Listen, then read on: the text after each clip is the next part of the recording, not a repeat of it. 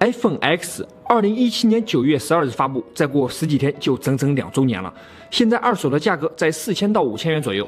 今年最新的国产安卓旗舰，华为 P30 Pro 4988，一加7 Pro 3899，Reno 10倍变焦版3699，魅族 16S 2549，小米9 2599。因为价格差距不大，甚至还有便宜更多的安卓旗舰机，所以现在仍然有很多人在选购手机时会非常纠结，是买最新的国产安卓旗舰，还是买降了价之后的老 iPhone。毕竟有很多人内心还是想用 iPhone， 但是苦于囊中羞涩，没有这么多钱。那么发布了700天的 i11 的 iPhone X还有一战之力吗？性能还能和今年最新的安卓旗舰机抗衡吗？ iPhone X 还有领先的地方吗？大家好，欢迎收看本期小白视频，我是塑料普通话的张宇，不客观真体验。现在带大家进入老 iPhone 对比新安卓第3季。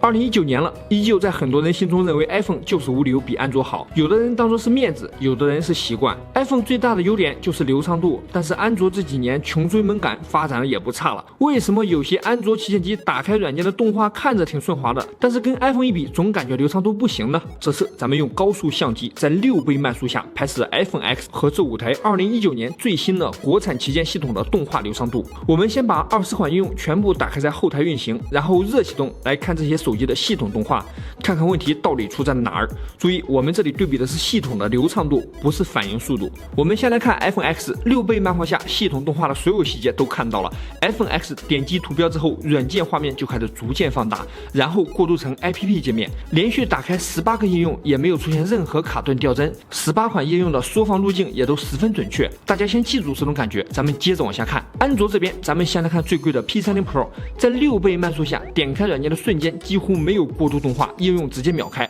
在180帧慢动作下，一帧只相当于 0.0055秒。P30 Pro 最快65帧即可打开软件，换算下正常速度只需要 0.36秒。这么快的速度，日常使用中几乎无法察觉到动画。所以说华为也是挺鸡贼的，动画过渡需要时间，那咱们就直接省略掉动画。但是这种没有动画的快是没有灵魂的，是散快。系统体验并没有 iPhone 那般丝滑流畅的过程，但是好在做到了不卡。P30 Pro 软件打开时没有动画，但是软件关闭时有完整的缩放动画，而且仔细慢放。P30 Pro 在打开应用时是直角，关闭应用时是圆角。你这是故意的吗？一加7 Pro 的90赫兹刷新率应该会给我们一些惊喜，但是没想到在打开第一个应用的时候就出现了反应延迟的情况，而且仔细看一加7 Pro 的动画并不连贯，连贯的动画应该是像 iPhone 一样从软件图标位置开始扩大，逐渐全屏显示，而一加7 Pro 的应用图标闪了一下之后，动画直接从屏幕中间出现了，过渡动画压根就没有衔接上，你别以为快我就发现不了。而且就连关闭应用的时候，一加7 Pro 的缩放动画也会卡顿一小下，然后缩回图标，并不是 iPhone 的这种连贯的非线性动画。而且一加7 Pro 在打开应用之后会出现白屏或者是黑屏的情况，进一步加剧了系统的割裂感。所以这就是手机明明反应很快，但就是给人一种不够流畅的感觉。接下来咱们看魅族小厂珠海 16S， 不是珠海小厂魅族 16S， 没想到它是目前唯一一个动画流畅度和稳定性最接近 iPhone X 的安卓机，而且在软件打开的过程中就有和手机视角相呼应的圆角，果然是工匠精神啊！整个过程中也没有出现像一加7 Pro 一样的动画割裂感。就在我们感叹魅族 NB 的时候，关闭天猫 APP 之后，图标却又闪了一下，有点功亏一篑的感觉啊！你就不能不出问题吗？但是除此之外，无论每次关闭还是打开都非常流畅，甚至给我一种吃 iPhone X 的感觉。接下来咱们看有着号称最好用的安卓系统MIUI 的小米9，小米9也是和前面几个机型一样，从图标放大到全屏的动画，但是软件打开的过程中是4个直角，和手机边框的4个 R 角显然没有魅族和 iPhone 看起来协调。都说MIUI好，那你最起码也要做个圆角，起个带头模范作用吧。刚想说小米9在 APP 的图标和界面的流畅性上做得很好，但是在关闭第8个应用的时候直接卡了一下。没错，真的是第一个动画卡一下的手机啊！不仅如此，小米9还有点击图标之后无响应的情况，等了2秒多才打开，别家都是0.几秒啊。此外还有关闭应用时动画不统一的情况，而小米9的界面有时候是直接从屏幕中间消失。除了上面这一堆问题，还有更大的问题就是小米9打开应用程序之后出现了很多次的黑屏或者是白屏加载，这优化也太差了吧！我打开软件你就给我看这个呀。最后咱们来看 OPPO Reno 10倍变焦版，首先让人意想不到的是软件打开的过程中竟然有圆角啊，不错不错，但是突然想起来魅族也有啊。哦，懂了。Reno 的过渡动画同样是从应用图标放大到全屏，但是有的时候下面是圆角，上面却被裁切成了直角，整一个下圆上方，同样是细节不够用心，不够到位。而且和前面的手机一样，打开应用时有时会直接黑屏，并没有同步加载内容。而 Reno 系统最大的问题就是反应速度太慢了，打开应用或返回的时候，有时候要等将近1秒才有反应。对比 P30 Pro， 大家感受一下。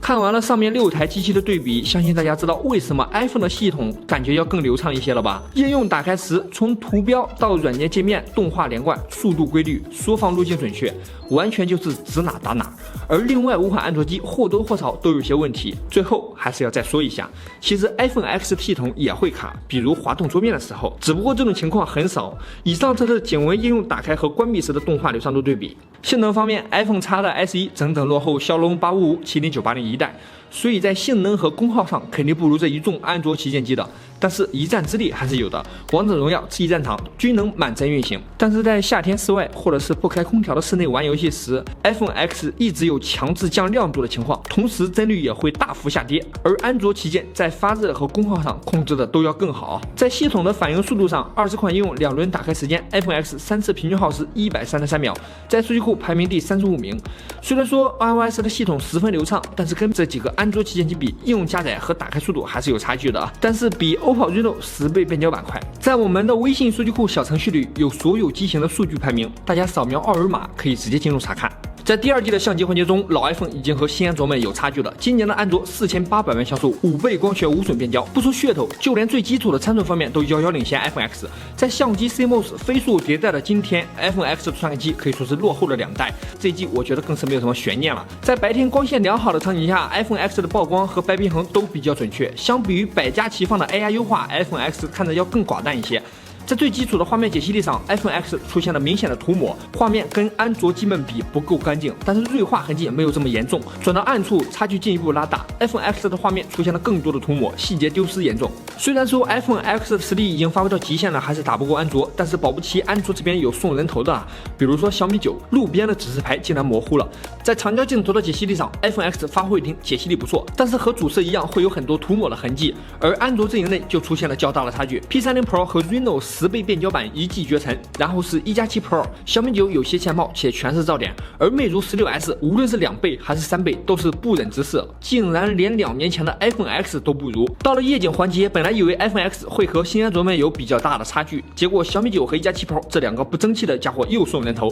不过好在另外几台安卓机发货稳定，主要还是安卓这边参差不齐。总结 ，iPhone X 再厉害，毕竟也是2年前的机器了，在最基础的照片纯净度、解析力上和2019年的安卓有较为明显的差距。而且安卓们还有超广角和夜景模式 ，iPhone X 是要啥没啥，在功能的丰富性和可玩性上要远远落后于新安卓们。但是安卓这边并不是每次都能稳定发挥 ，iPhone X 的拍照质量虽然不是最好的，但是现在来看也没有差很多。iPhone X 作为历年来最大的升级，结果标配的还是 0.5 卢的充电器，好在手机支持18瓦 PD 快充，但是好歹你附送一个 1.8 卢的充电器啊，而安卓这边直接就开始高能吊打了。Reno 20瓦，魅族 16S 24瓦，小米9 27瓦，1+7 Pro 30瓦，华为 P30 Pro 40瓦。我的时间再不值钱，我也不想省着一库的充满时间。咱们直接对比 iPhone X 使用243元原厂 1.8 卢充电器的时长，各家安卓基本上都是在80分钟内充到了100%，而 iPhone X 则是整整用了2个小时还多才充满。最牛的是 Reno 10倍变焦版，用20瓦的充电器竟然追平了1+7 Pro 30瓦，而且 Reno 的电池还更大。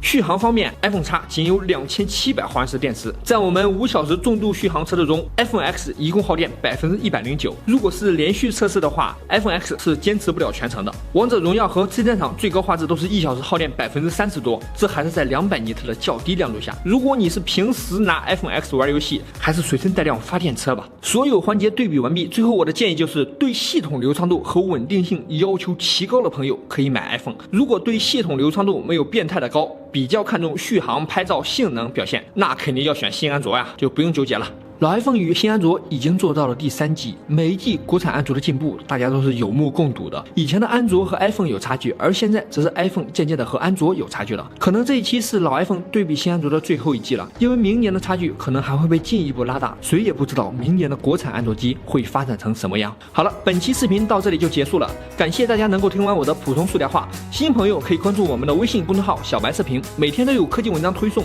点击底栏的第2个菜单栏可以直接进入我们的小白优品2手商城，在里面可以淘到很多物美价廉的电子产品。点击底栏的第3个菜单栏可以直接进入到小白视频数据库小程序，2019年新机数据排名一览无余，并且实时更新。好了，不客观真体验，我们下期视频再见。